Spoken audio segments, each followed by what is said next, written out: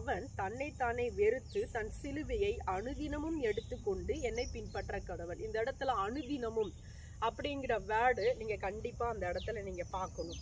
அனுதினம் அப்படின்னா டெய்லி, அதாவது நம்ம வாழ்க்கை டெய்லியும் காலையில எந்திரிச்சு நைட்டு தூங்க போகிறோம், டெய்லியும் சாப்பிட்றோம், டெய்லியும் வேலை செய்கிறோம். அதே போல ஒருவன் இயேசுவை பின்பற்ற விரும்பினால் டெய்லியும் நீங்க சிலுவையை சுமக்கணும்.